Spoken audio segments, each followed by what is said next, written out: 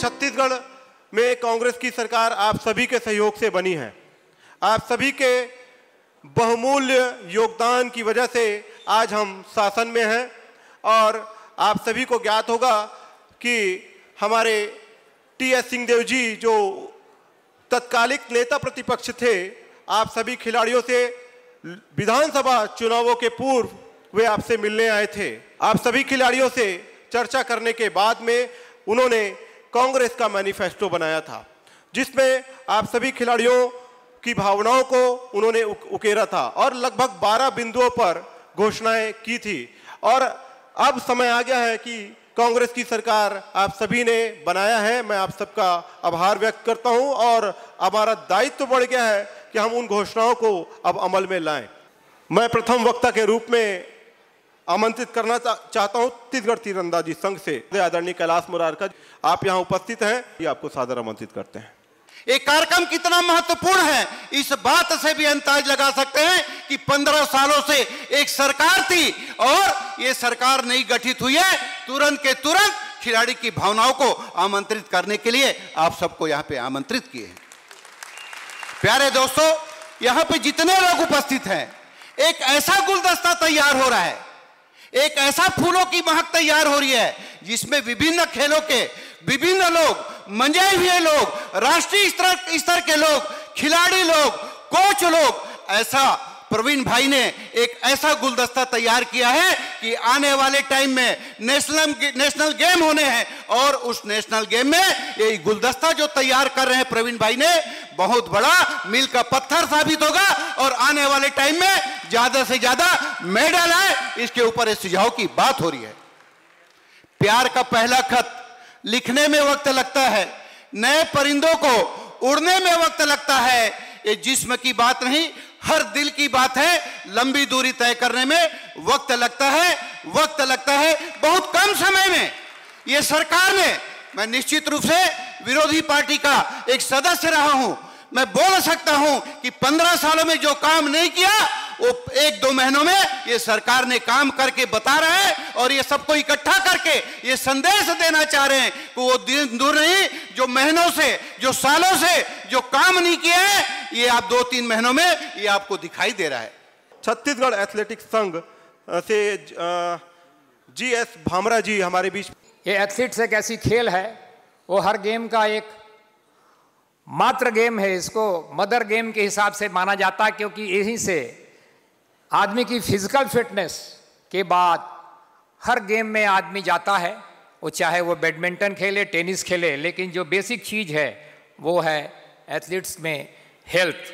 और सबसे बड़ी चीज़ है, यदि आपका स्वास्थ्य अच्छा है तो मैं निश्चित समझता हूँ कि आप किसी भी गेम में परफॉर्मेंस आप अच्छा से अच्छा करेंगे। और जहाँ तक अभी मेरे पूर्व वक्ता ने बोला कि यदि वास्तव में हमें छत्तीसगढ़ में खेल को बहुत बढ़ाना है, आगे बढ़ लेके जाना है, मेडल प्राप्त करना है, तो इसकी बेसिक चीज़ें ये है कि हमें फ्रॉम बिगनिंग, स्टार्टिंग से ही, बचपन से ही इधर अपने को ट्रेनिंग, कोचेस की व्यवस्था और सरकार जो अभी इनिशिएटिव ले रही है, जो इतना इंटरेस्ट दिखा रहे हैं, निश्चित रूप से खिलाड़ियों को आगे बढ़ने का मौका मिलेगा। क्योंकि युवा में ही यदि हम आगे खेलों को बढ़ाएंगे तो आने वाले जितने भी नेशनल गेम हैं या बाकी स्टेट गेम है, नेशनल गेम है, ओलंपियड्स में हमारे यहाँ से जो छात्र छात्राएं हैं, खास करके ग्रामीण में दूर दराज में जो बैठे हैं, यहाँ से जसपुर है, सरगुजा है, बस्तर है, अंचल है, हम लोग कोशिश करते हैं कि हमारा जो टूर्नामेंट है, हमारे एथलीट्स के जितने भी स्टेट टूर्नामेंट हैं या नेशनल होता है, हम लोग प्रयास करते हैं कि उन्हें हम दूर दराज में अरेंज करें।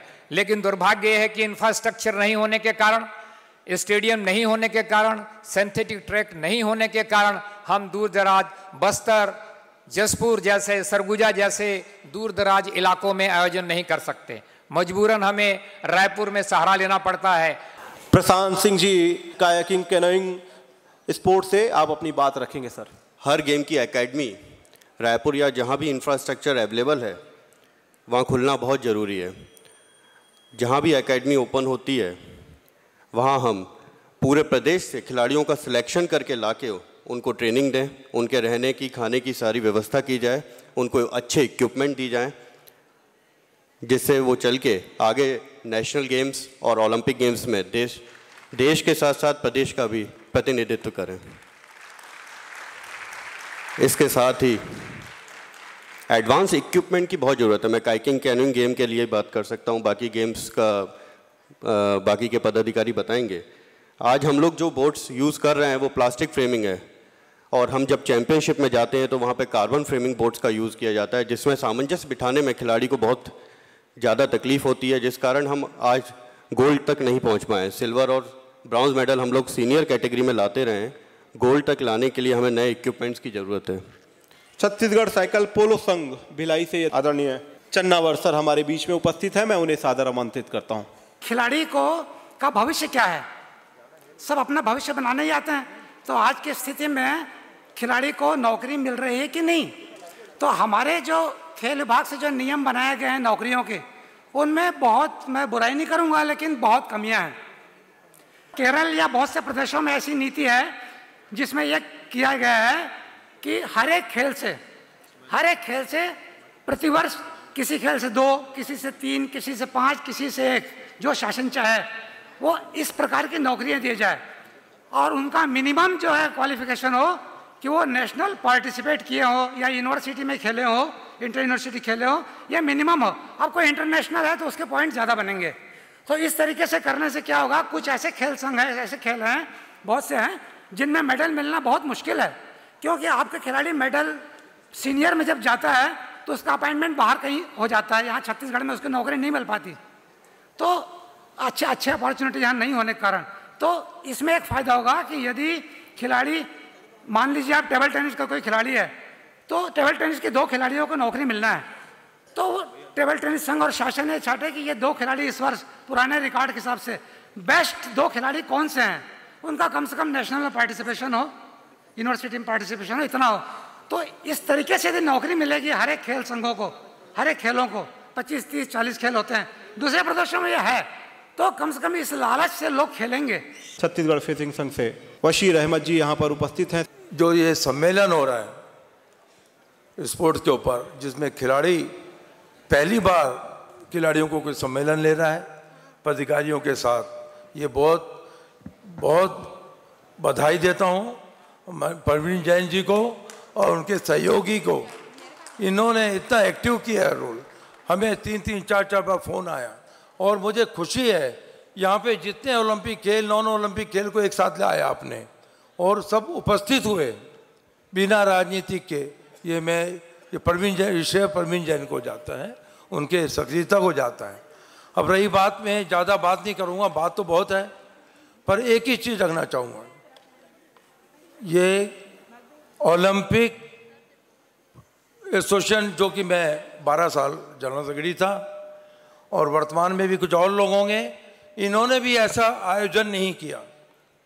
ये मुझे खेद है इसका, बहुत खेद है मुझे, पर अच्छा है, आने वाले समय में ज़रूर अच्छा होगा। हमारे कई साथी लोग हैं, सब देख रहे हैं।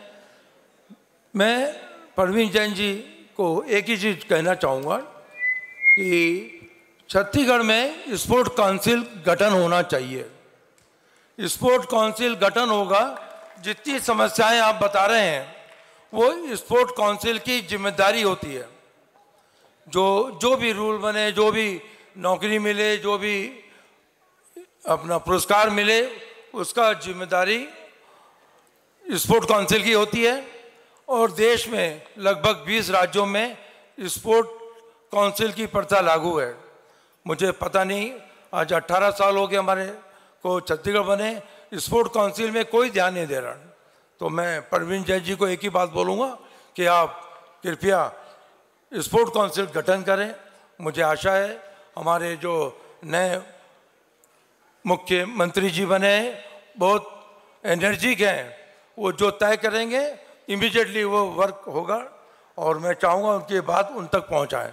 धन्यवाद। निश्चित रूप से खेल विकास प्राधिकरण का गठन करने का सुझाव हम लोगों ने शासन को भेजा है, और इस पर आने वाले भविष्य में माननीय सीएम साहब को फैसला लेना है। आप सभी खेल संघों का सुझाव उन्हें अवगत कराया जाए। बहुत ही सम्मान के साथ में GD गांधी जी हमारे बीच में उपस्थित नहीं हुए हैं फुटबॉल संघ से, इसलिए मैं यहाँ पर आदरणीय फुटबॉल संघ से मुश्ताक अली प्रधान सर को मैं आमंत्रित करता हूं। मैं सीधा पॉइंट पे आता हूं कि इस राज्य का जो खेल बजट है वो 400 करोड़ का होना चाहिए और खिलाड़ियों का जो टीएडी है वो 500 रुपये कर देना चाहिए, ताकि खिलाड़ियों को जो है हर खेल में स्कूल खेल, शिक्षा विभाग, ओपन और यूनिवर्सिटी तथा राज्य की जो भी टीम राष्ट्रीय स्पर्धा में भाग लेती है, खिलाड़ियों का डीए 500 रुपये होना चाहिए।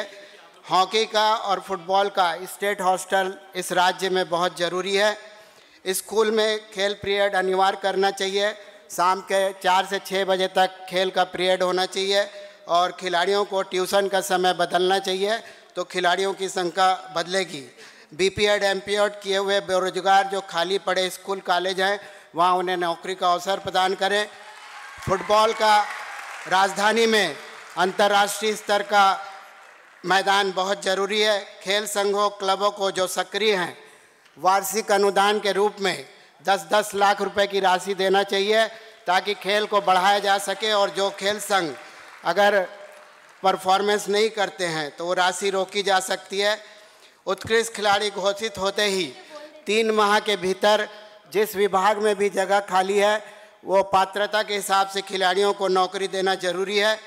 पहले मध्य प्रदेश में फॉरेस्ट, स्कूल शिक्षा, नगर निगम, विद्युत मंडल, पुलिस विभाग, रेलवे में खिलाड़ियों की भर्ती होती थी, उसे अनिवार्य रूप से लागू करना चाहिए और जो प्रमुख खेल हैं उनकी हर विभाग की टीम होनी चाहिए ताकि खिलाड़ियों को रोजगार मिले। फुटबॉल की राष्ट्रीय स्पर्धा आई लीग, इंडियन प्रीमियर लीग जो है वो परसदा के मैदान में आयोजित की जा सकती है, इसकी अनुमति प्रदान करें। जब तक स्टेडियम में जहां भी आप देखेंगे तो राष्ट्रीय स्तर की प्रतियोगिताएं क्रिकेट स्टेडियम में होती है, वहां किसी भी तरह का नुकसान नहीं होता है फुटबॉल खेलने से। साथ ही खिलाड़ियों का बीमा, गंभीर चोट लगने पर उन्हें पूरी मेडिकल की व्यवस्था होनी चाहिए।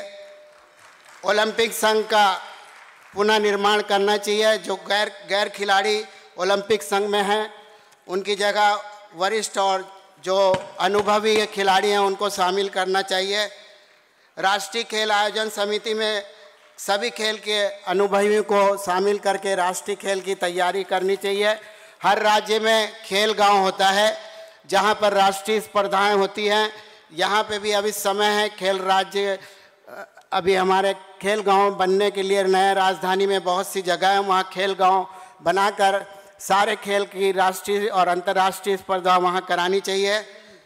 और जो खेल राष्ट्रीय अंतर्राष्ट्रीय वरिष्ठ खिलाड़ी हैं उनको सुविधाएं देनी चाहिए। 60 वर्ष जो पूर्ण कर चुके हैं प्रदेश के राष्ट्रीय खिलाड़ी, उनको पेंशन योजना लागू करनी चाहिए।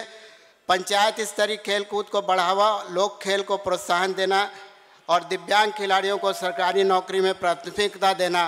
प्रत्येक जिले में खेल परिसर बनाएंगे और 100 बेड का वहाँ पर खिलाड़ियों के लिए छात्रावास भी बनाने की हमने घोषणा कर रखी है, हमारी ये मैनिफेस्टो में है। जूडो की तरफ से निवेदन जरूर करिए कि अगर आप तुरंत हमारे पास हमको प्रशिक्षक की व्यवस्था नहीं कर पा रहे हैं तो हमारे जूडो के प्रशिक्षक जो शासन के विभिन्न विभागों में जो पदस्थ है उसको प्रतिनियुक्ति में खेल विभाग में ला करके हमारे खिलाड़ियों को वो प्रशिक्षक भी उपलब्ध करा देंगे।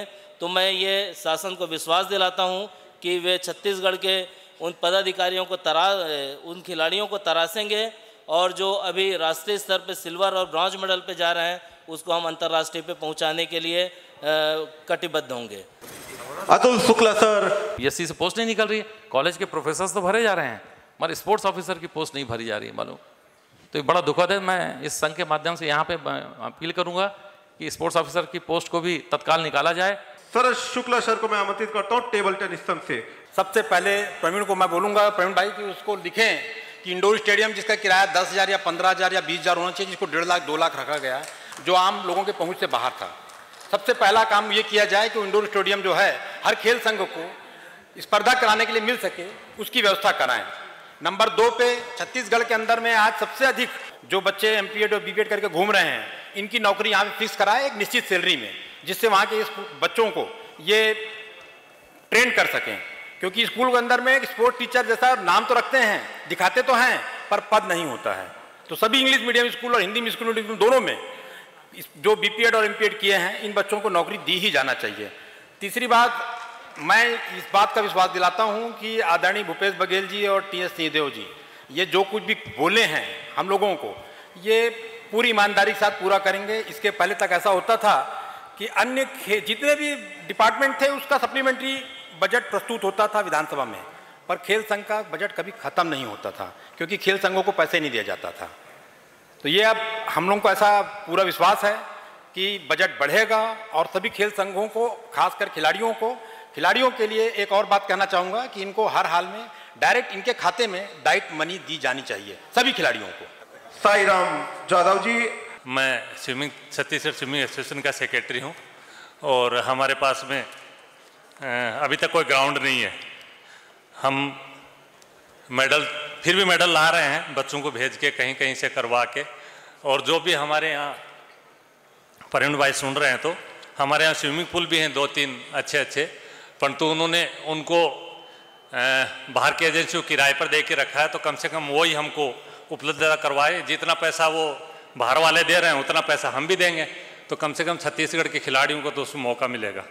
कांग्रेस ने जो कहा है वो किया है, और जो बातें आपने मैनिफेस्टो में पढ़ी है खेल के विषय में, निश्चित रूप से वो हमारे 5 वर्षों का टारगेट है और हम उसे पूरा करेंगे, यह विश्वास दिलाते हैं, वचनबद्ध हैं हम।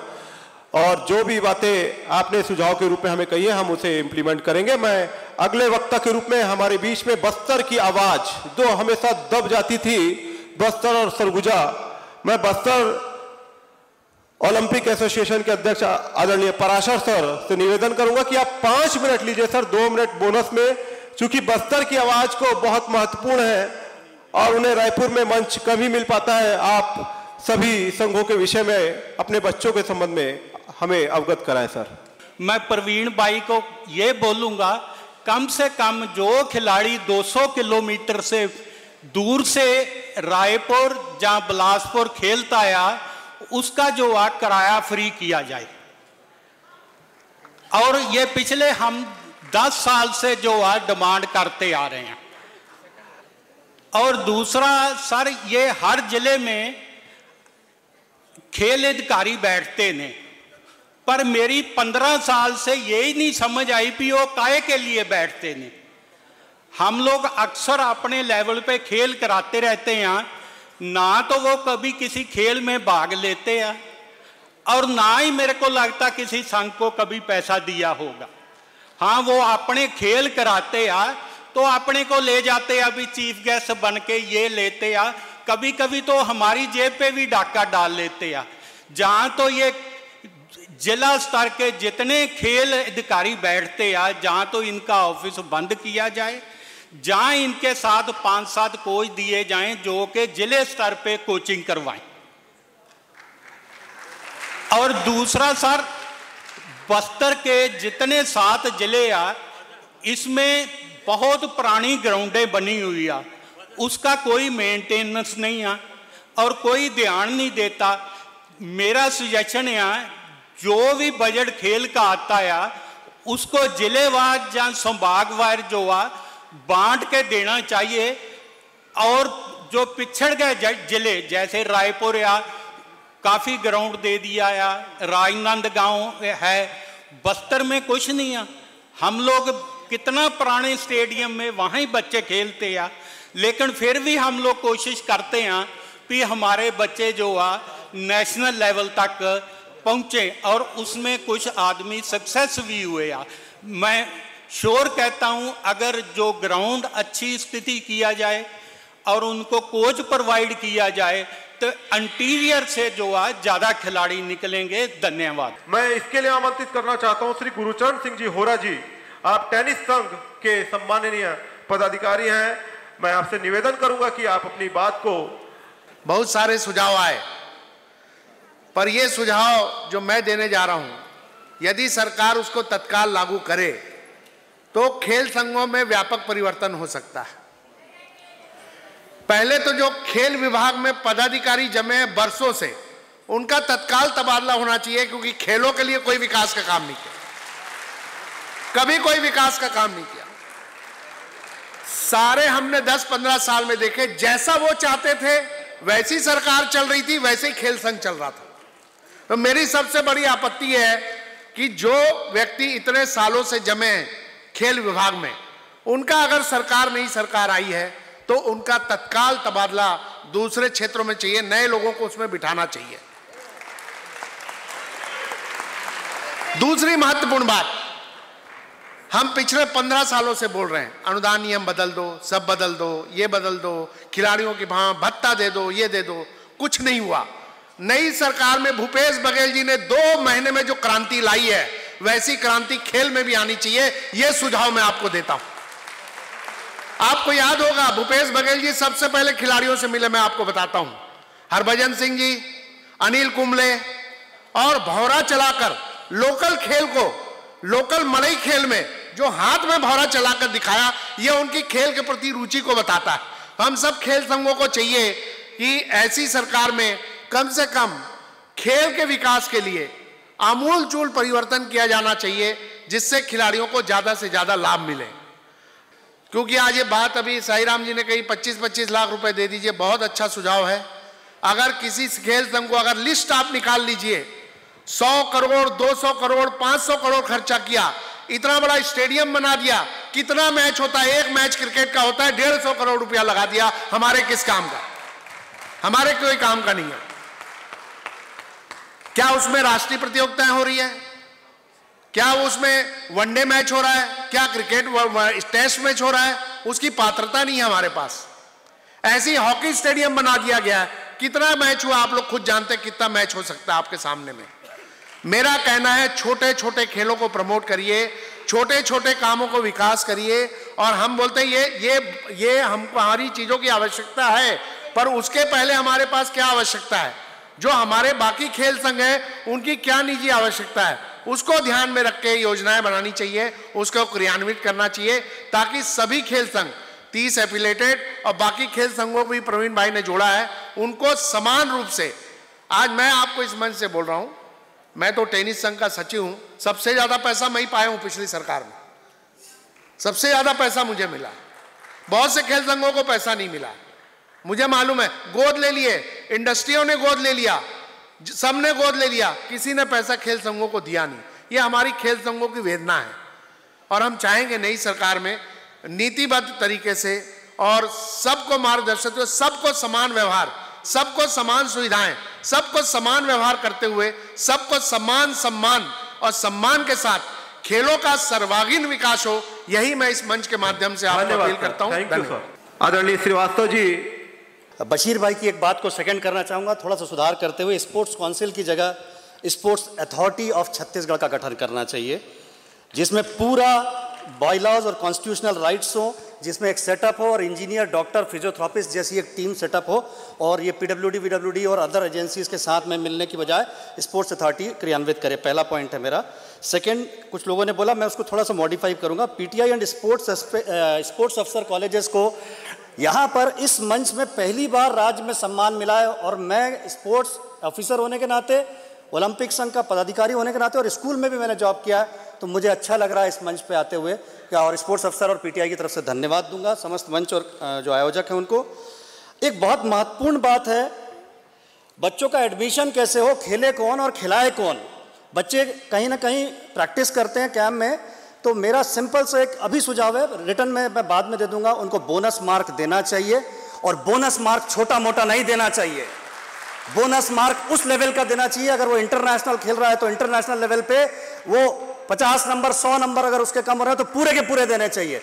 और ये सिर्फ स्कूल में नहीं होना चाहिए, ये स्कूल के बोर्ड एग्जाम में होना चाहिए। 10th और 12th में बच्चे छोड़ देते हैं, वो 10th और 12th में बच्चा छोड़ देगा तो वो खेलेगा क्या, कौन खेलेगा देश के लिए। तो 10th और 12th बोर्ड, जो कि स्टेट बोर्ड है, सीबीएसई बोर्ड नहीं, स्टेट बोर्ड में इसको मैंडेटरी किया जाए और मार्किंग की जाए, बच्चों को, खेलने वाले बच्चों को लाभान्वित किया जाए। साथ ही साथ कॉलेज एजुकेशन में भी जो बच्चे फर्स्ट ईयर में एडमिशन लेते हैं, वो सप्लीमेंट्री फेल हो जाते हैं, उनके लिए भी वो प्रावधान किया जाए। और state engineering college, technical education में भी मैं जाना चाहूँगा कि इंजीनियरिंग कॉलेज में भी बच्चे तब मेरे जाएंगे जब वो वहाँ पढ़ाई करेंगे और खेलेंगे और इंजीनियर बनेंगे, तो उनकी नौकरी भी अगर उत्कृष्ट खिलाड़ी की लगेगी तो भगवान, मुझे तकलीफ होती है जब हम नौकरी के लिए लड़ते हैं और वो चतुर्थ श्रेणी की नौकरी होती है। क्लास 2 की नौकरी कैसे मिलेगी जब वो क्वालिफाइड नहीं होगा? तो मेरा ये 2 बहुत विशेष मुद्दा है। तीसरा मुद्दा मैं चाहूँगा कि ग्रासफील्ड, ओपन ग्रासफील्ड प्रवीण भाई हर शहर में चिन्हित करें। बहुत बड़े इंफ्रास्ट्रक्चर की जरूरत नहीं है, खुले मैदान छोड़िए, उसमें बैरिकेडिंग करिए, गलत काम ना हो, ड्रेसिंग रूम चेंजिंग रूम 2 बने, सिक्योरिटी गार्ड रहें, सर्वेलेंस हो और प्लेइंग इक्विपमेंट वहाँ पे फ्री छोड़ दिए जाएं। बच्चे अपने आप खेलने आएंगे मोबाइल छोड़ के, ये मेरा विश्वास है। थोड़ा देखने में टाइम लग रहा है, पढ़ने में टाइम नहीं। स्कूल कॉलेज में कंपलसरी सब्जेक्ट, अतुल सर ने बोला, मैं सेकंड करूंगा उसको। शिक्षा के समतुल्य खेल कूद को मानना चाहिए। अशोक जी यहां पर बैठे हैं, बहुत दुनिया देखी है, ऑस्ट्रेलिया, अमेरिका, डेवलप्ड कंट्रीज में खेल कूद को शिक्षा के समतुल्य माना जाता है। जब तक शिक्षा के समतुल्य खेल कूद को नहीं माना जाएगा कभी आपका विकास नहीं हुआ। खिलाड़ियों को हमेशा 2 दर्जे में रखा जाएगा। अगर इस पे सरकार शासन कुछ कर सकती है तो स्कूल एजुकेशन बहुत अच्छा काम करेगा। 3% रिक्रूटमेंट कोटा होना चाहिए मिनिमम। गवर्नमेंट की कोई भी रिक्रूटमेंट पॉलिसी है, स्पोर्ट्स कोटा में 3% से 4%, 5%, फॉरेस्ट डिपार्टमेंट, पुलिस, सबको मालूम है, मैं समय नहीं बर्बाद करूंगा। हर खेल से अवार्ड मिलना चाहिए। जो उत्कृष्ट खिलाड़ी हैं वो तो उत्कृष्ट ही हैं, लेकिन कोई 10 साल से मेहनत कर रहा है और उसके मेडल नहीं आ रहे हैं तो उसके लिए अवार्ड तय होने चाहिए। मुझे ये लगता है उसने अपना खून पसीना बहाया है, उसको अवार्ड मिलना चाहिए। अब वो क्या अवार्ड होगा सरकार शासन तय करे मिलजुल के। Scientific coaching, research wing and development, ये बहुत महत्वपूर्ण विषय है। हम थ्योरी में वीक हैं, हमें लगता है मैदान में खेल लिए बहुत अच्छे हैं, लेकिन जब तक आप थ्योरी नहीं पढ़ेंगे, माइंड लर्निंग नहीं होगी आपकी, अब आप दुनिया में आप फाइट नहीं कर सकते। आपको लड़ाई लड़नी है, युद्ध हो रहे हैं, मैं कोट नहीं करूंगा, आपको उस लेवल की लड़ाई लड़नी है तो भूलिए केरला को, भूलिए पंजाब को, भूलिए हरियाणा को, आपको प्लानिंग करनी पड़ेगी छत्तीसगढ़ के इस मंच से, ऑस्ट्रेलिया से, कोरिया से, जापान से, ताइपान से, अमेरिका से। आप अगर उनसे कंपैरिजन करेंगे और उनकी प्लानिंग को स्टडी करेंगे तब आपकी सोच बदलेगी, नहीं तो यही बोलेंगे कि छत्तीसगढ़ केरल से बढ़िया है, हरियाणा से बढ़िया है। यही लड़ाई लड़ते रहिए आप, आपका स्तर वहीं रहेगा। एक मैं सुझाव बहुत समय से सोचता था लेकिन पॉलिटिकली वो बात मैं रख नहीं पाता था, आज मंच मिला है और मैंने कहीं लिखा भी था।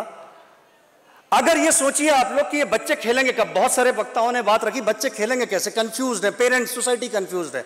क्यों ना ऐसा कोई प्रयास हो कि सारे स्कूल और कॉलेजेस के टाइम सुबह 7:30 बजे से कर दिए जाएं और 1:30 बजे छुट्टी दे दी जाए। इससे कितने फायदे होंगे बताऊं मैं आपको। आपकी बिजली की बचत हो जाएगी, जो शाम को बिजली की खपत होती है स्कूल कॉलेज की। आपको घर में बच्चों को खाना अच्छा मिल जाएगा, वो घर का खाना खाएंगे। गवर्नमेंट का वो फंड जो वेस्टेज नहीं कह रहा मैं, वो जो जा रहा है वो बच्चों को घर में मिलेगा या घर में प्रोवाइड करे वो खाना जो मिड डे मील है। साथ ही साथ वो बच्चा शाम को खेलने के लिए फ्री हो जाएगा। एंड सेकेंड टाइम उसको कोई जॉब करना है पार्ट टाइम, वो भी कर सकेगा स्कूल कॉलेज का बच्चा। तो अगर ये सुझाव आपको लगता है सुझाव नहीं है, ये मैं खुद पीड़ा अपने जीवन की भुगता हूं कि स्कूल कॉलेज की पढ़ाई है, घर के प्रॉब्लम्स हैं, तो खेलूं कब मैं, तो अब तो कॉम्प्लिकेशंस है। तो ये अगर सुझाव हो सारे स्कूल कॉलेज के टाइम सुबह 7:30 बजे, तो बच्चा सुबह उठेगा जल्दी, तो लाइट बिजली बंद हो जाएगी, और शाम को स्कूल कॉलेज की लाइट बिजली, तो पावर की बचत होगी, हेल्थ बजट आपका रिड्यूस हो जाएगा, बिलीव इट। सारे प्राइवेट एंड गवर्नमेंट स्कूल्स या इंस्टीट्यूशंस, मैं बहुत महत्वपूर्ण सेंटेंस पढ़ रहा हूं, हम बार बार बोलते हैं संसाधन नहीं है, लेकिन जितने संसाधन है उसका उपयोग, उपभोग क्या हो रहा है, तो जीरो। अगर आप एरियल सर्वे करेंगे अंबिकापुर सरगुजा से लेकर बस्तर तक का, तो जो इंफ्रास्ट्रक्चर है, आपके 2.5 करोड़ अगर जनसंख्या है, तो मुश्किल से 0.002% प्लेयर्स वहां पे खेल रहे हैं। आई एम सॉरी टू से। तो उन इंफ्रास्ट्रक्चर का उपयोग कराने के लिए प्रवीण जी को और उनकी टीम को और शासन को मदद करनी पड़ेगी कि चिन्हित करें कि किस प्राइवेट स्कूल में क्या इंफ्रास्ट्रक्चर है, और उसके आसपास में एजेंसीज को वर्क करके वहां डेवलपमेंटल प्रोग्राम्स डला के आपको काम करना होगा। लास्ट, ओलंपिक भवन बनाना जरूरी है, ओलंपिक म्यूजियम बनाना जरूरी है, और अशोक जी जैसे लोगों की जीवनी और ऐसे लोगों की कहानियां किताबों में, प्राइमरी एजुकेशन में और उन म्यूजियम में डालना मुझे लगता है जायज होगा ओलंपिक खेलों को मोटिवेट करने के लिए। धन्यवाद। अकरम खान जी यहाँ पर उपस्थित हैं, वॉलीबॉल संघ की तरफ से अपने विचार रखें। मेरे कुछ सुझाव हैं जो मैं सीधा सीधा आप लोगों को बोलना चाहूँगा कि जिस तरह हमारे यहाँ जितने भी पब्लिक सेक्टर हैं, Bhilai steel plant, SCCL, NMDC, NTPC, इन सब पब्लिक सेक्टरों में कम से कम 5-5, 6-6 गेम्स की टीम बना दी जानी चाहिए, जिससे निश्चित ही खिलाड़ियों को रोजगार मिलेगा, और प्रतिवर्ष उसमें 2 खिलाड़ियों की नियुक्ति की जानी चाहिए। पुलिस विभाग, फॉरेस्ट विभाग, CSEB और भी जितने डिपार्टमेंट्स हैं हमारे देश में, income tax department, AG department और भी बैंक्स की टीमें हैं जो कि हमारे जिनका रीजनल सेंटर होने के बावजूद भी आज तक उसमें नियुक्ति का या टीम बनाने का प्रयास नहीं किया गया। BSNL है, तो इन सब की टीमें यहाँ बननी चाहिए जिससे यहाँ के खिलाड़ियों को रोजगार मिलेगा। पुलिस विभाग में देखिए सभी प्रकार के थर्ड जेंडर को भी आरक्षण दे दिया गया है लेकिन खिलाड़ियों को नहीं दिया गया है, तो उसमें तो कंपलसरी 2% किया जाना चाहिए और खिलाड़ियों को पूर्णतः खेलने के लिए फ्री कर देना चाहिए। छत्तीसगढ़ शासन का जिस तरह साई का हॉस्टल है उस तरह से अपना सभी प्रमुख खेलों का ट्रेनिंग सेंटर कम से कम 4 प्रमुख संभाग मुख्यालयों में अलग अलग गेम्स का बनना चाहिए।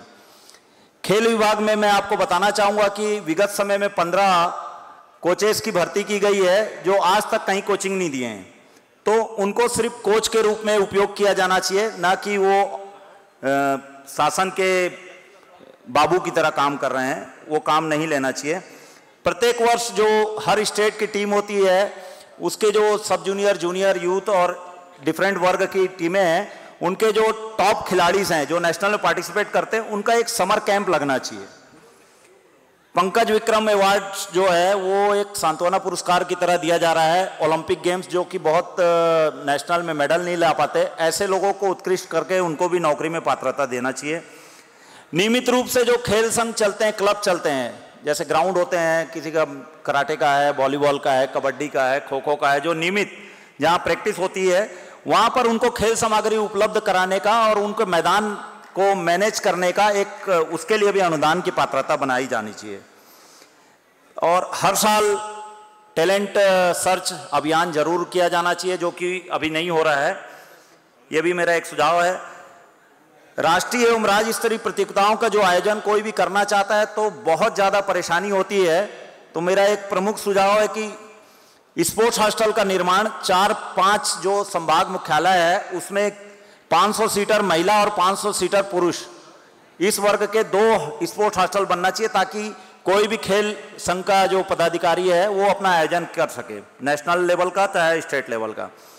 हमारे जो प्लेयर्स है हमारे पास उतने उच्च स्तर के कोचेस नहीं हैं, तो अगर हमें कभी अपनी टीम को अच्छी कोचिंग देना हो तो उसके लिए बाहर से जो हमारे इंडिया के ही कोच हों जो कि टॉप लेवल के कोचेस हों, उनको विशेष कोचिंग कैंप के लिए मतलब एक उनका मानदेय फिक्स करके उसकी व्यवस्था की जानी चाहिए।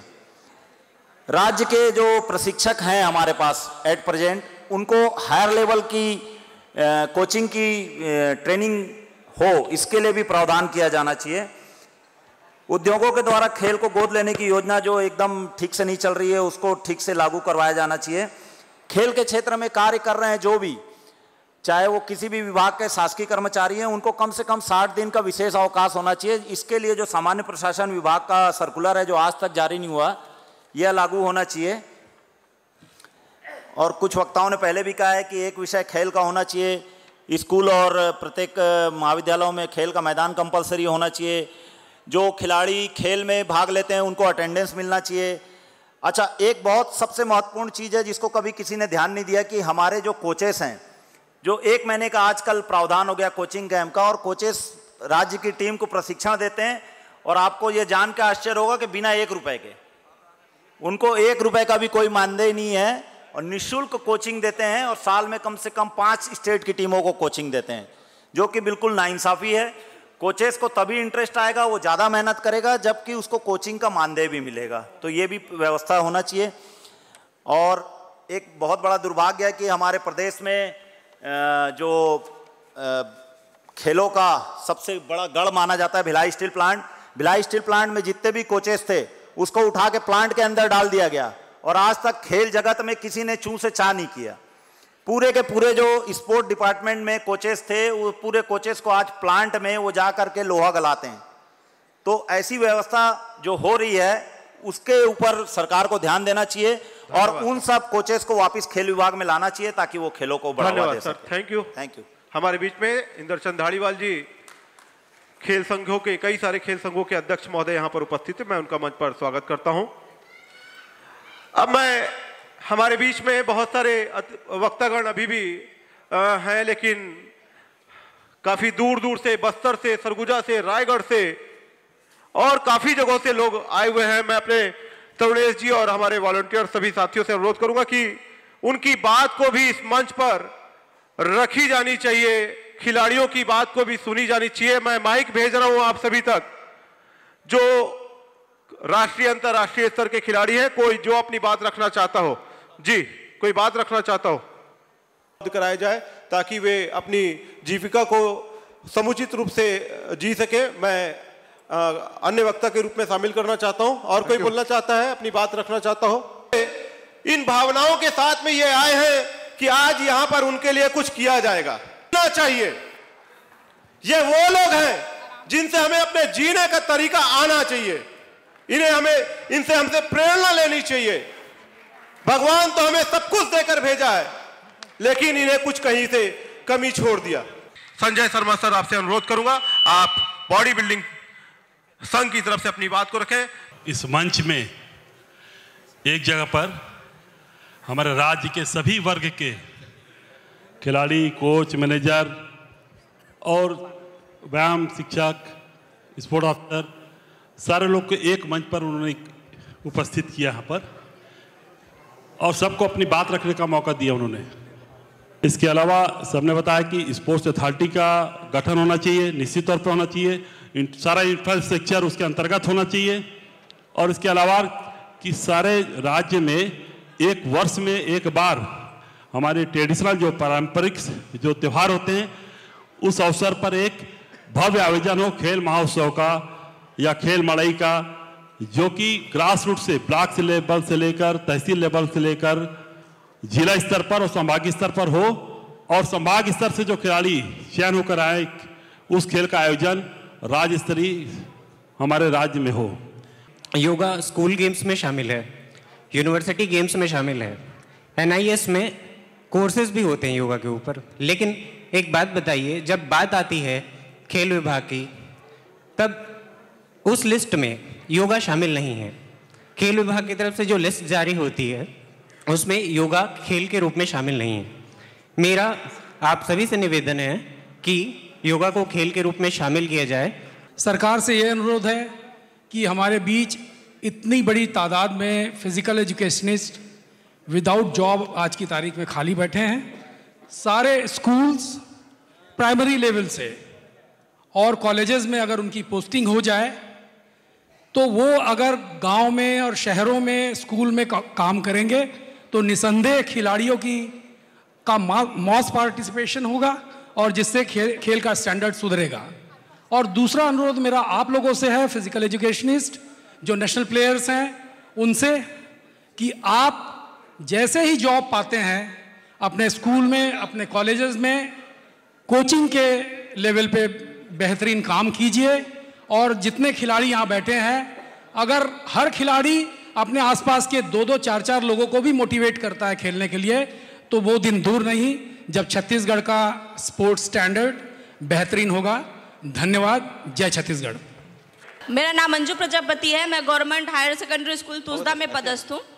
सर, मेरा ये सुझाव है कि जब भी हम स्टेट से बाहर जाते हैं नेशनल की टीम लेकर, तो कई बार हमारा रिजर्वेशन कंफर्म नहीं होता। उसके चक्कर में हमारे नेशनल की टीम के बच्चों को बहुत सफ़र करना पड़ता है।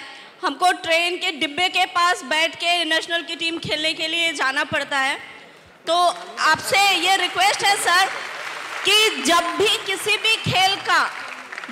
खेल का नेशनल की टीम यहाँ से जाए तो प्लीज़ गवर्नमेंट की तरफ से हमको, अगर रिजर्वेशन कंफर्म नहीं है तो हमारे लिए एक एक्स्ट्रा बोगी लगाई जाए स्पोर्ट्स के लिए, और बच्चों के लिए 3rd AC में उसका रिजर्वेशन दिया जाए, क्योंकि बच्चे राज्य का प्रतिनिधित्व करते हैं सर, तो उनको ये सुविधा दी जानी चाहिए। मैं आप सभी को बतला दूं कि हमारे बीच में विधानसभा चुनाव के पूर्व आदरणीय TS सिंहदेव जी छत्तीसगढ़ के कोने कोने में प्रत्येक विधानसभा में क्षेत्रों में उन्होंने स्वयं दौरा किया और उन्होंने समय चुना सुबह 6 बजे, जिस समय खिलाड़ी मैदान पर होते हैं और लोग जो माना जाता है कि राजनेता वो आराम करते होते हैं, उस समय TS सिंहदेव जी खिलाड़ियों के बीच में उनसे बातें कर रहे थे, उनसे रूबरू हो रहे थे और आपकी बातों को, आपकी मंशा को, आपकी असुविधाओं को वो अपने मैनिफेस्टो में शामिल कर रहे थे।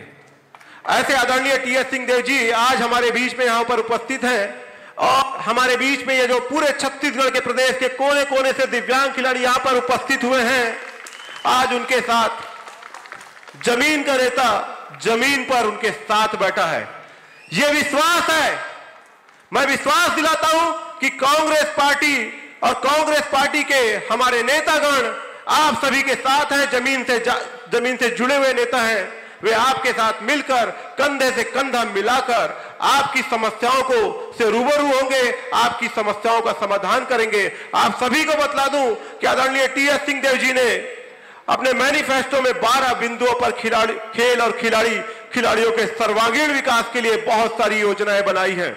और आज ये जो समुद्र मंथन हम करने यहाँ पर बैठे हैं, पूरे प्रदेश के सभी खेल संघों के पदाधिकारी, राष्ट्रीय अंतर्राष्ट्रीय स्तर के खिलाड़ी यहाँ पर इस मंच पर आज मौजूद हैं और माननीय सिंहदेव साहब आज स्वयं यहाँ पर अपने बहुत ही महत्वपूर्ण बिजी शेड्यूल से समय निकालकर हमारे बीच में वे फिर यहाँ पर जमीन पर आप लोगों के साथ बैठे और इस बात का मैं विश्वास दिलाता हूँ आप लोगों को कि आप लोगों की भावनाओं से वे अवगत होंगे और आप सभी की जो समस्याएं हैं, आपने जो अपनी बातों को यहाँ पर रखा है, आप सभी की मांगों को वो पूरा करेंगे और छत्तीसगढ़ खेल और खिलाड़ी पूरे भारतवर्ष में खेल हब के रूप में जाना जाएगा, मेरा ऐसा विश्वास है। मैं हमारे सम्माननीय अतिथि को सादर मंच पर उन्हें मैं विराजमान करने का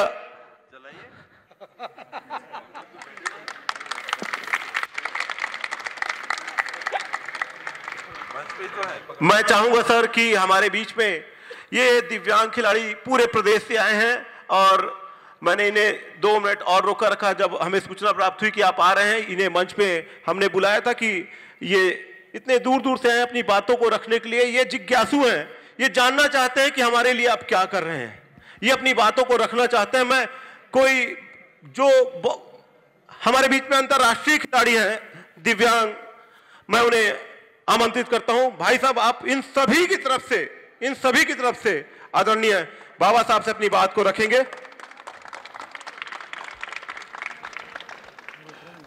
थैंक यू प्रवीण भैया। सर मैं 2005 से हम लोग पावर लिफ्टिंग कर रहा हूँ।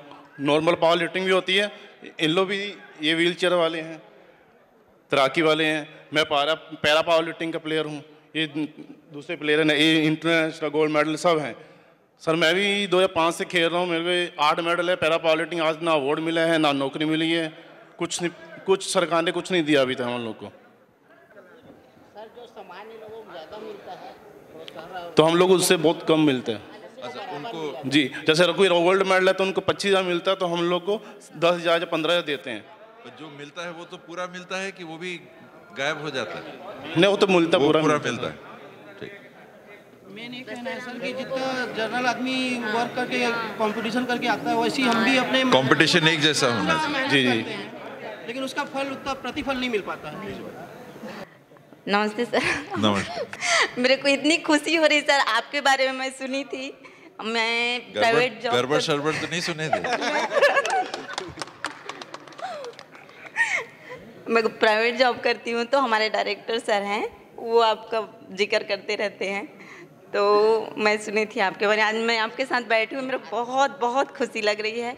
और मैं ये बताना चाहती हूँ आपको, जितने भी दिव्यांग खिलाड़ी हैं वो हम लोगों को इतना कष्ट होता है जाने में आने में, क्योंकि सब के सब ज़्यादातर बैठते हुए चलते हैं, खड़े हुए चलते हैं सर, उन लोगों को भी प्रॉब्लम होता है।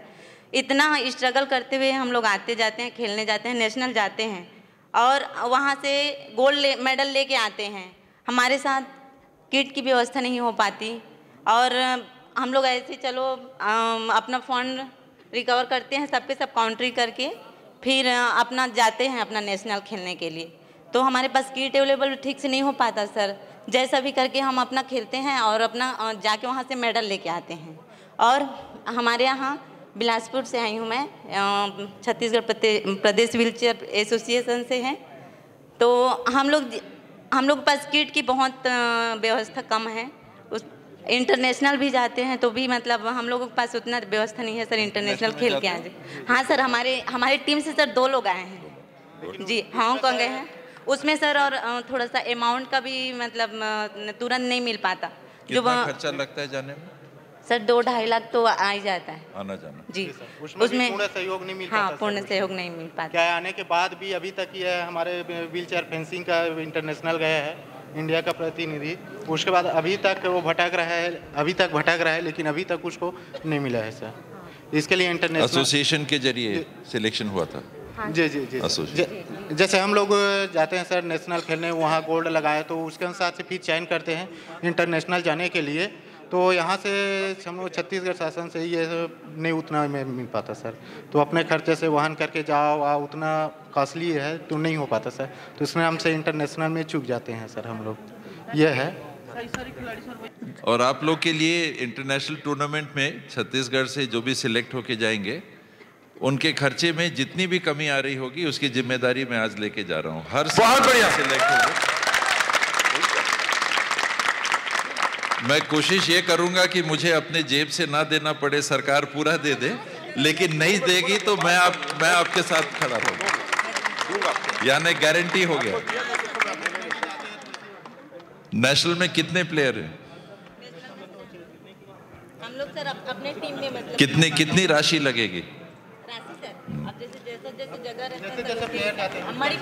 लगभग कितना रुपया हर साल का जो कम पड़ता है? मतलब एक खिलाड़ी को 8 से 10 हज़ार लग जाता है। कितने खिलाड़ी जाते हैं? 1.5 लाख। तो हर साल 1.5 लाख रुपया आपके एसोसिएशन के लिए मैं अलग से उपलब्ध करा दूंगा, सरकार से अलग से लीजिएगा, ठीक है? नहीं हाथ मिलाओ।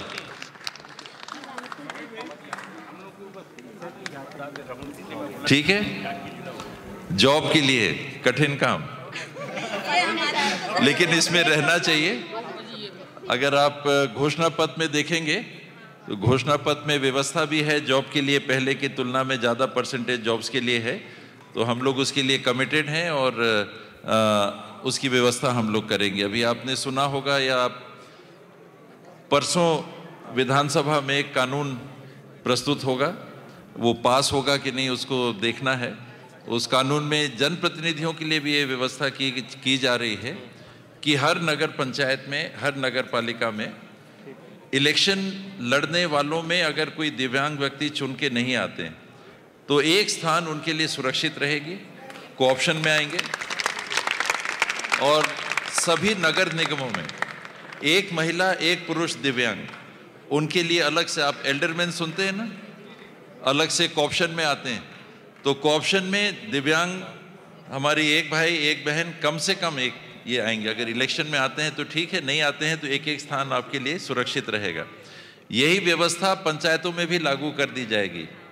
तो पंचायत में, जनपद में, जिला पंचायत में आपका प्रतिनिधित्व करने वाले, हम लोग की तरफ से प्रतिनिधित्व करने वाले, जिला पंचायत में एक भाई एक बहन, और जनपद में और पंचायत में अगर चुन के नहीं आते हैं तो कम से कम एक दिव्यांग महिला या पुरुष जनप्रतिनिधि के रूप में भी रहेंगे। तो नौकरी अलग, जनप्रतिनिधि अलग। अभी वर्तमान में समस्या ये है कि अभी जहां भी हमको मैदान है उपस्थित है, जैसे कि अभी यहाँ है, रायपुर में, भिलाई में है, जहां भी है वहां पर दिव्यांगों को खेलने के लिए अभी से अनुमति प्रदान किया जाए। मेरे ख्याल से हल इसमें होगा कि एक निश्चित समय तय हो जाए, उस समय में दिव्यांग खिलाड़ी खेल सकते हैं। मैं अपनी तरफ से ये प्रयास करूंगा। आप सारंगगढ़ की विधायक है श्रीमती उत्तरा जांगड़े जी। अब मैं हमारे बीच में इंद्रचंद जी धारीवाल जी हैं, मैं आपको आमंत्रित करता हूं। तो मेरा ये निवेदन है पहले कि जितने खेल मैदान हैं वो सिर्फ खेल के लिए ही सुरक्षित किया जाए, खेल के अलावा उनका कोई अन्य उपयोग ना हो। अक्सर हम देखते हैं कि जैसे सप्लाई स्कूल का मैदान, कोई सभा है तो सप्लाई स्कूल मैदान में हो गई तो फुटबॉल का खेल स्थगित हो जाता है। तो ऐसे जितने भी खेल मैदान हैं उनका उपयोग सिर्फ खेलों के लिए ही हो, ये आपके घोषणा पत्र में प्राथमिकता होनी चाहिए। हमारे स्कूल शिक्षा के पाठ्यक्रम में शारीरिक शिक्षा को अनिवार्य विषय के रूप में शामिल किया जाए, जिससे कि जिससे कि हमारी जो नींव है वो तैयार हो, क्योंकि हर खेल सचिन तेंदुलकर से लेकर लिम्बाराम तक पहले स्कूल गेम खेलता है, उसके बाद भी विभिन्न प्रकार के राष्ट्रीय प्रतियोगिता और अंतर्राष्ट्रीय प्रतियोगिताओं में शामिल होते हैं, जिसकी देखरेख के लिए विकासखंड खेल अधिकारी के पद का सृजन किया जाए।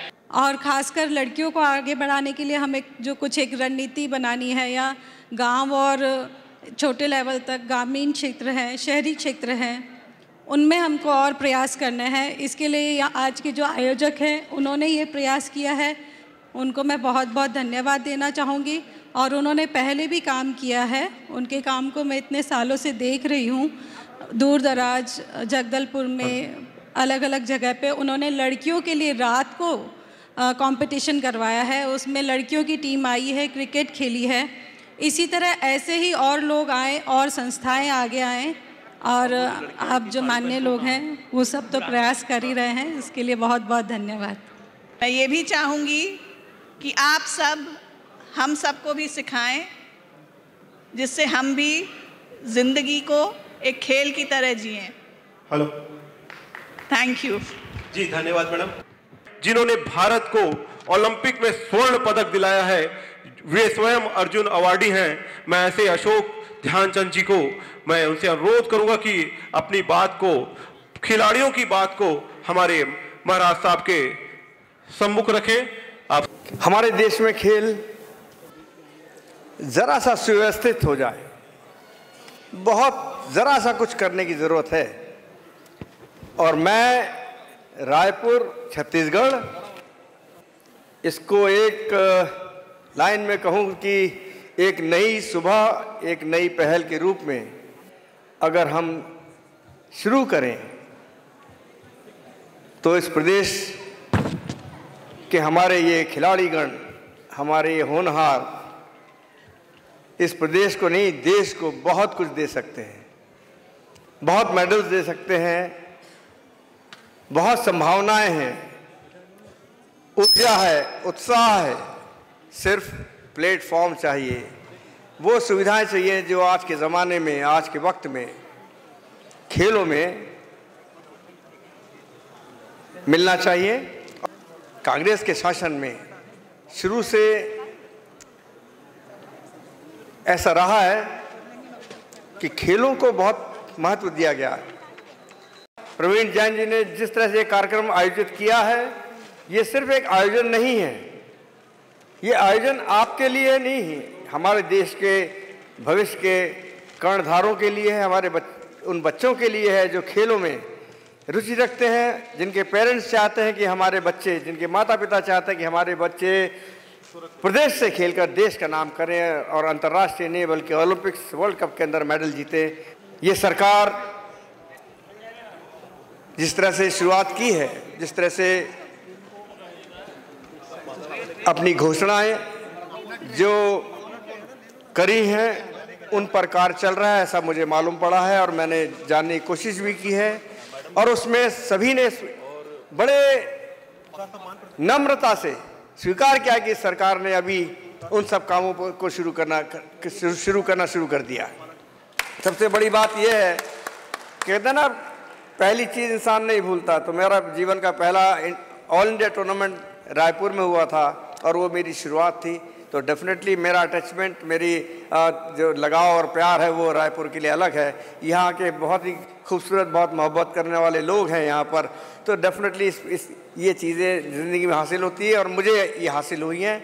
मैं अभिवादन करता हूँ मंच का, सभी का। श्रोतागणों ने बहुत अच्छे सुझाव दिए हैं। उम्मीद करता हूँ कि इस खेल के अंदर ये जो बातें आज सुनने को मिली हैं, ये आने वाले कुछ महीनों में ना सुनने को मिले, ये इनका रेपिटेशंस ना हो। वो दिव्यांग जो हर तरह से मजबूर हैं उनको सहूलियत दी जाए, उनको सबसे पहले सहूलियत दी जाए, क्योंकि उनके जीवन को आगे बढ़ाने में हमारी सरकार, हमारे ये संगोष्ठी बहुत महत्वपूर्ण भूमिका अदा करेगी। मैं इस उम्मीद के साथ आप सभी को प्रणाम करता हूँ, नमन करता हूँ। बहुत बहुत धन्यवाद, शुक्रिया। जितना मैं खेल के मैदान से अपने व्यक्तित्व को संभाल सका या बना सका, दूसरे क्षेत्रों में शायद उससे भी बड़ा और उससे भी आगे एक इंसान और एक व्यक्ति के रूप में, तो तो आप खेल में भाग लेते रहें, आपका आत्मविश्वास मनोबल बढ़ता रहे, अपनी क्षमता के अनुसार बेहतर से बेहतर आप खेलने का प्रयास करें, ऊंचाइयां हासिल करें। और इस लंबे सफ़र में मुझे भी अगर 2 कदम साथ लेकर चलेंगे, मुझे बहुत सफलता, बहुत संतोष, बहुत अच्छा मुझे लगेगा।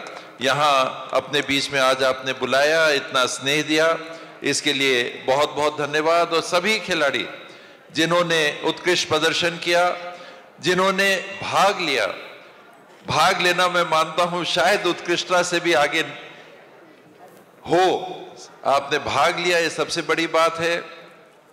इंदरचंद जी अभी कह रहे थे कि खेलों की अकादमी की व्यवस्था होनी चाहिए, ये बिल्कुल सही और सच्ची बात है। और मेरा भी ये प्रयास रहेगा आप सबके साथ कि हम खेलों की सुविधाओं को बढ़ाएं। दिव्यांगों के लिए आपने कहा कि निश्चित समय मिले, खेल मैदानों की ऐसे ही कमी है, सबके लिए अलग अलग खेल मैदान शायद कोई बना ना पाए, लेकिन जो बने हुए खेल के सुविधाएं हैं उनमें समय सुनिश्चित हो सके, मैं आपके साथ इसके लिए जरूर पहल करूंगा। आपके उज्ज्वलतम भविष्य की कामना। धन्यवाद। जय हिंद, जय छत्तीसगढ़। बजट में राशि का आवंटन कहीं और होना चाहिए खेलों के लिए। बच्चों की व्यवस्थाएं, उनके स्टाइपेंड से लेके आज बाहर बच्चों को हम भेजते हैं खेलने के लिए, 100 रुपये शायद वो पाते होंगे स्टाइपेंड जो उनको एक दिन का मिलता है। शरीर ही आप तंदुरुस्त नहीं रखने दोगे, उनकी व्यवस्थाओं का देखें। दिव्यांग खिलाड़ी हमारे जाते हैं, किस प्रकार की उनके लिए व्यवस्थाएं रहती हैं, अन्य खिलाड़ी हैं उनके लिए किस प्रकार की व्यवस्थाएं रहती हैं। अलग से जब आपको मालूम है कि किसी टूर्नामेंट में भाग लेने के लिए जाना है, अलग से एक ट्रेन का कोच क्यों नहीं व्यवस्था हो सकता है। कई चीज़ें हैं जो कि राज्य सरकार को भी देखने की आवश्यकता है। उनके भविष्य के लिए उनके खेलने के समय खेल परिसरों के उपलब्ध कराने से लेकर, अगर एक हॉकी स्टेडियम यहाँ बना है, एस्ट्रोटर्फ का स्टेडियम बना है, क्या हम अपने दिव्यांग खिलाड़ियों के लिए एक निश्चित समय दे सकते हैं। जितनी भी खेल सुविधाएं बनी हुई हैं, क्रिकेट का बड़ा स्टेडियम बना हुआ है, फुटबॉल के मैदान बने हुए हैं, क्या हम इतने बजे से इतने बजे दिव्यांग खिलाड़ियों के लिए हम सुविधाओं को उपलब्ध नहीं करा सकते। इस प्रकार की समन्वित खेल की नीति की आवश्यकता है, जिसमें स्कूलों में एक निश्चित समय खेल के लिए, एक औपचारिकता रह गया है खेल आज के दिन में। मुझे याद है हम लोग स्कूल में थे तो कम से कम एक पीरियड, एक समय रहता था कि आपको खेलने के लिए जाना ही है। और उसी कारण से मैं क्रिकेट भी खेला, उसी कारण से मैं फुटबॉल भी खेला, उसी कारण से मैं हॉकी भी खेला, उसी कारण से मैंने एथलेटिक्स में भी। ये नहीं कि मैं बहुत बड़ा अच्छा खिलाड़ी था, पर क्योंकि मेरे स्कूल में ये अनिवार्य था कि इतने समय से इतने समय हर बच्चा, स्कूल का हर बच्चा खेल के मैदान में उस समय के लिए आयोजित खेल की गतिविधि में भाग लेता था। इसलिए मैं खेल के बारे में कुछ जानता हूँ, कुछ खेल को मैं सीख सका, समझ सका। तो ये अनिवार्य व्यवस्था स्कूल शिक्षा की होनी चाहिए कि एक समय आप 45 मिनट का रखो, 1 घंटे का रखो, लेकिन हर बच्चे को उस समय उस खेल में भाग लेना ही। इससे इतने से इतने समय फुटबॉल होगा, इस महीने के हिसाब से अगले महीने में क्रिकेट होगा, अगले महीने में हॉकी होगा। ये व्यवस्थाएं आज शासन को बनाने की आवश्यकताएं हैं। उनके एक चीज़ देखने को मिला, लेकिन कि स्कूलों में इक्विपमेंट्स की बहुत कमी है, स्पोर्ट्स इक्विपमेंट्स ही नहीं है। जब समय दे भी दिया गया तो वो इक्विपमेंट उसका एक हिस्सा है। मेरा तो ये कहना है कि आप कुछ भी मत दीजिए, लेकिन पहला कदम तो लीजिए कि 45 मिनट से 1 घंटा स्कूल जाएंगे, स्कूल से बच्चे जाएंगे, उसके पहले खेलेंगे। कुछ नहीं खेलेंगे तो दौड़ तो सकते हैं। आपने उनको हॉकी नहीं दी, उनको क्रिकेट का बैट नहीं दिया, आपने उनको फुटबॉल नहीं दिया, आपने वॉलीबॉल नहीं दिया। वॉलीबॉल का आपने पोल लगाया कि नहीं लगाया उसको छोड़िए, दौड़ तो सकते हैं बच्चे, कुछ तो गतिविधि में भाग ले सकते हैं। तो एक पीरियड सबसे पहले आप क्या सुविधा देते हैं बात की बात, खेल मैदान कितना बड़ा है ये भी बात की बात। एक सुनिश्चित समय ये खेल का पीरियड रहेगा, हिंदी का हो गया, इंग्लिश का हो गया, मैथ्स का हो गया, फिजिक्स का हो गया, इत्यादि इत्यादि। ये 45 मिनट के करिकुलम का हिस्सा होगा। 1 घंटा मैदान में जाना, मैदान से आना, तो कम से कम 45 मिनट खिलाइए। आपको लगता है बड़े बच्चे हैं ज़्यादा खिलाना है, 1.25 घंटा कर दीजिए खेल मैदान। ये कंपलसरी होना चाहिए, ये मेरी मान्यता है। और मुझे खुशी हुई कि आज यहाँ इसी प्रकार के विचार हैं। और शासन के एक प्रतिनिधि के रूप में जब तक ये नहीं हो पाता है, मैं अपनी भी उसको विफलता ही मानूंगा कि अपने शासन से भी हम लोग ये व्यवस्थाएं लागू नहीं कर पाए। ये अनिवार्य चीज़ें हैं जो होनी चाहिए। तादाद में खिलाड़ी जुटे हैं, एक खिलाड़ी कम से कम 100 लोगों के बराबर होता है, वो उसमें नेतृत्व क्षमता होती है और यहाँ कम से कम 1000 खिलाड़ी यहाँ पर जुटे थे और शासन के प्रतिनिधि के रूप में आदरणीय टी.एस. सिंहदेव जी उपस्थित थे और खेल प्रतिनिधि के रूप में सबसे बड़े चेहरे अशोक ध्यानचंद जी, जिनके पिताजी की स्मृति में खेल दिवस मनाया जाता है भारत देश में। ऐसे तमाम राष्ट्रीय अंतर्राष्ट्रीय स्तर के बहुत सारे खिलाड़ी यहाँ पर उपस्थित हैं जिन्होंने अपनी बात को रखा है और हमने उनकी बात को गंभीरता से लिया है। हमने सभी के सुझावों को लिखित रूप में आमंत्रित किया है और सैकड़ों की संख्या में सुझाव हमको प्राप्त हुए हैं, जिसके हम स्क्रूटनी करके शासन को प्रस्तुत करेंगे। धन्यवाद।